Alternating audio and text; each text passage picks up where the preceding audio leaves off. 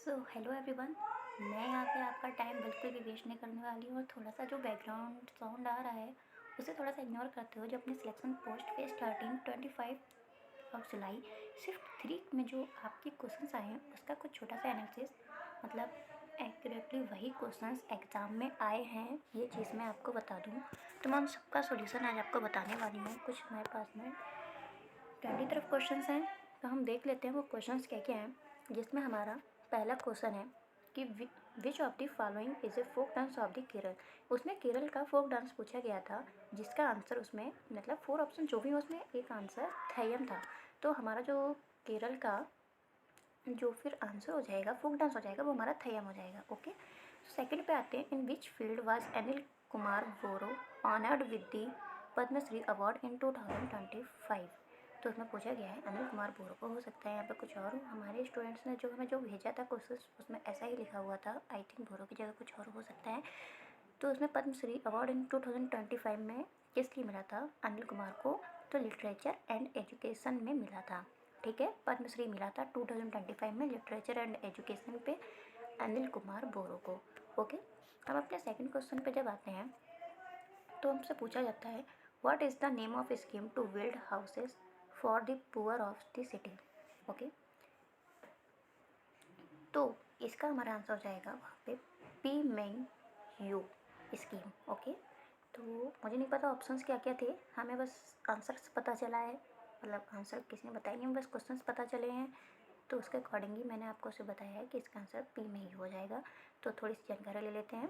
देश भर में ज़रूरतमंदों को आवास मुहैया कराने के लिए प्रधानमंत्री नरेंद्र मोदी ने 25 जून 2025 को प्रधानमंत्री आवास योजना शहरी पी में की शुरुआत की। इस योजना का उद्देश्य शहरी क्षेत्रों में रहने वाले गरीब व मध्यम वर्ग के लोगों को अपना खुद का घर उपलब्ध कराना है। ओके, तो हम नेक्स्ट क्वेश्चन पे बढ़ते हैं। तो हमारा नेक्स्ट क्वेश्चन आता है मैच ऑफ द फॉलोइंग। नहीं पता कि फॉलोइंग में क्या क्या था, मैचिंग में क्या क्या था, हमें सिर्फ ये पता है कि आर्टिकल कौन कौन से आए थे वो भी। अब आप ये कहेंगे कुछ हिंदी में कुछ इंग्लिश में कैसे हैं, तो बच्चों ने जैसे हमारे पास में भेजे हम वैसे ही आपको बता दे रहे हैं। तो ये कुछ हिंदी में भी क्वेश्चन है, इंग्लिश में भी क्वेश्चन है, मिक्सअप है सबका। तो आर्टिकल 50 में हमारे लिए बोला जाता है न्यायपालिका को कार्यपालिका से अलग करने का प्रावधान दिया गया है। ओके, अनुच्छेद 131 में दिया गया है सर्वोच्च न्यायालय के आरंभिक क्षेत्राधिकार से संबंधित है। इसका मतलब है कि कुछ मामले में सर्वोच्च न्यायालय सीधे तौर पर मामलों की सुनवाई कर सकता है बिना किसी निचली अदालत के सुनवाई के। अनुच्छेद 243 में दिया गया है भारतीय संविधान का भाग 9 है जो पंचायत से संबंधित है। ये अनुच्छेद 243 से 243 ओ तक है। इसमें पंचायत की संरचना, कार्यकाल, आरक्षण शक्तियाँ और वित्त से संबंधित प्रावधान शामिल है। ठीक है, 253 भारतीय संविधान का एक महत्वपूर्ण प्रावधान है जो संसद का अंतर्राष्ट्रीय समझौता को प्रभावी बनाने के लिए कानून बनाने की शक्ति प्रदान करता है। इसका मतलब है कि यदि भारत किसी अंतर्राष्ट्रीय यहाँ इंडिया पता नहीं क्या है, यहाँ पे पता नहीं यहाँ पे क्या दिया गया था, सब समझौता शामिल होता है जो संसद को समझाने को लागू करने के लिए कानून बना सकती है, भले भी विशेष सूची राज्य में शामिल हो। ठीक है, 236 में हमें दिया गया था भारतीय संविधान का हिस्सा और यह जिला न्यायाधीश और न्यायिका सेवा की परिभाषा से संबंधित है। इस क्वेश्चन में हमें इतना ही पता चला था। आगे बढ़ते हैं दूसरे क्वेश्चन की ओर। इसमें पूछा गया है कि इसमें 4 शासकों के नाम दिए गए थे और उनके शासनकाल दिए गए थे, उनमें से कौन सा सही दिया गया था। ठीक है, हमें उनमें से ये ऑप्शन मिले थे अलाउद्दीन खिलजी का, रजिया सुल्तान का, मोहम्मद बिन तुगलक का और बलबन का। तो हम बता देते हैं अलाउद्दीन खिलजी का शासन जो चला था 20 ईयर तक चला था, रजिया का 4 ईयर तक चला था, एमबीटी का चला था 26 ईयर तक और बलबन का हमारा 21 ईयर तक चला था। इस क्वेश्चन में हमें इससे ज़्यादा जानकारी नहीं मिल पाई है, बस यही क्वेश्चन हमें मिला है। आगे बढ़ते हैं हम दूसरे क्वेश्चन की ओर। The national rural employment programme was launched during which of the following 5 year plan. ठीक है, तो जानते हैं। तो नेशनल रूरल एम्प्लॉयमेंट प्रोग्राम की जो हिंदी में अगर हम पढ़ेंगे इसे तो इसे बोलते हैं राष्ट्रीय ग्रामीण रोजगार कार्यक्रम। ठीक है, राष्ट्रीय ग्रामीण रोजगार कार्यक्रम छठी पंचवर्षीय योजना में 1980 टू 1985 के दौरान शुरू किया गया था। राष्ट्रीय ग्रामीण रोजगार कार्यक्रम का मुख्य उद्देश्य ग्रामीण क्षेत्र में बेरोजगार और अल्प रोजगार वाले लोगों को रोजगार के अवसर प्रदान करना है।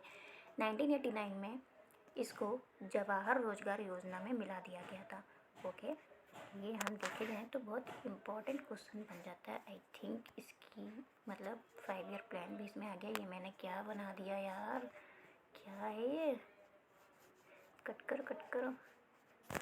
इम्पोर्टेंट। ओके, क्या है ना, इसमें ऐसे ही लिख पाता है, ठीक है ना। तो हम अपने अगले क्वेश्चन की ओर चलते हैं। तो हमसे यहाँ पर ये हमारा मैथ का क्वेश्चन आ जाता है। इसमें बोला गया था as equal to 22, b equal to 33, c equal to 44, then a plus b into c mod 97 is equal to. Okay, तो ये क्वेश्चन बहुत से बच्चों से नहीं हो पाया था।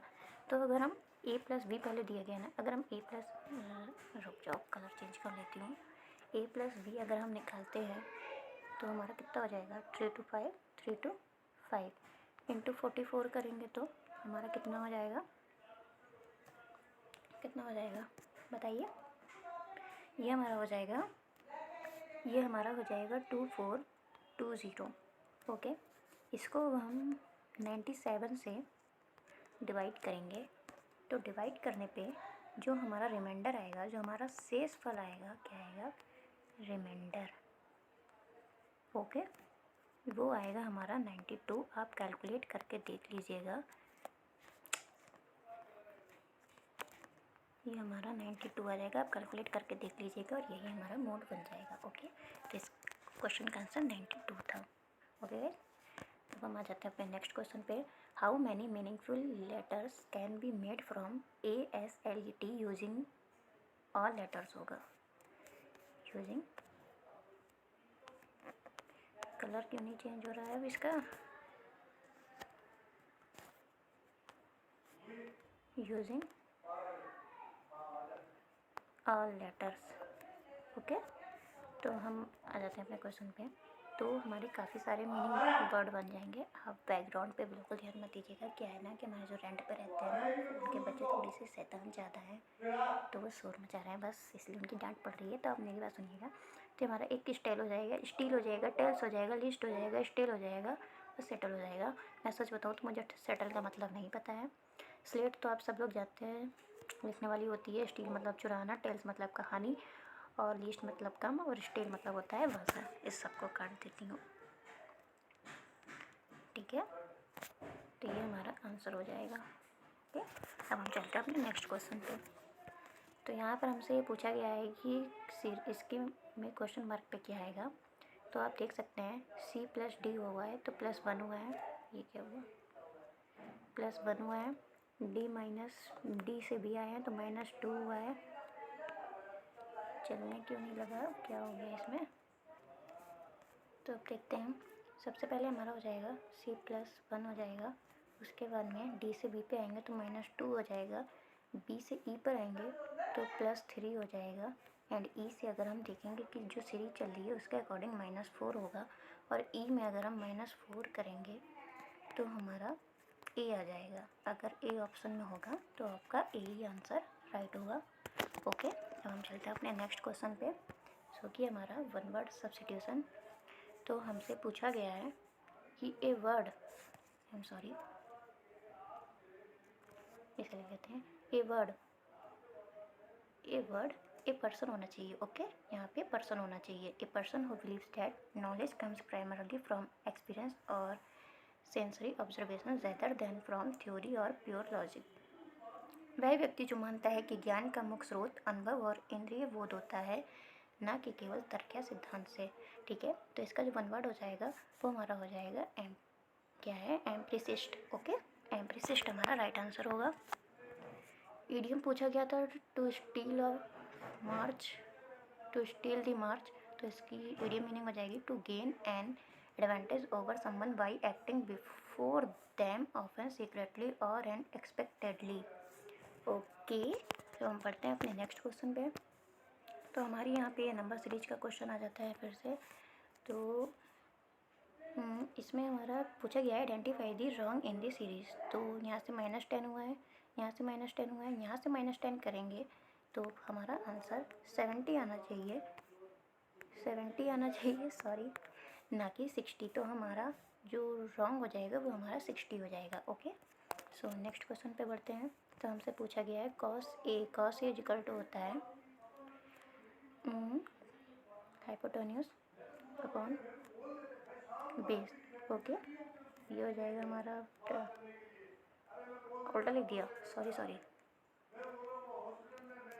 Base upon hypotenuse is equal to 12/30।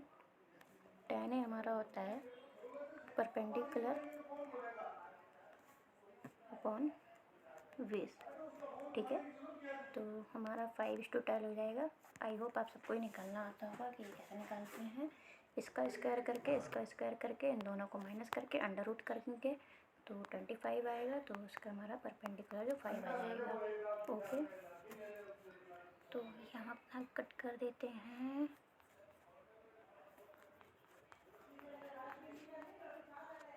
तो हम बढ़ते हैं अपने नेक्स्ट क्वेश्चन पे। हमारा 5:10 क्वेश्चन आंसर सही है, ठीक है। हमसे यहाँ पर पूछा गया है P is the brother of mother of Q, then how is Q related to P। Okay, P is the brother of mother of Q की मम्मी, ये Q की मम्मी हो गई। P is the brother of mother of Q, तो ये हमारा P हो गया। P इज़ दी ब्रदर है, तो हाउ इज़ कहाँ गया, then how is Q related to P। P से अगर हम देखेंगे तो हमें अगर इसका जेंडर नहीं पता चला है तो ये भांजी और भांजा कुछ भी हो सकता है, ठीक है। भांजी और भांजा, नीस और नेफ्यू। ओके, सो हम अपने बढ़ते हैं नेक्स्ट क्वेश्चन पे। सॉरी, इतने ही क्वेश्चन थे। तो हमारे सिलेक्शन बोर्ड फेज 13 के 25 जुलाई में शिफ्ट थर्ड में पूछे गए ये इतने क्वेश्चन हमें मिले थे, जो कि 100% आए हुए क्वेश्चन थे। And thank you friends for your and best of luck. Thank you friends and best of luck for your upcoming exams. I hope आप सब लोग का पेपर बहुत अच्छे हो, अच्छे से एग्ज़ाम दीजिएगा। डरने की कोई बात नहीं है। जो आपके लिए टफ होगा वो दूसरों के लिए टफ होगा, जो आपके लिए ईजी होगा वही दूसरों के लिए भी ईजी होगा। डरने की बात नहीं है। मेरा भी 29 को एग्ज़ाम लगा हुआ है। So take care, bye bye.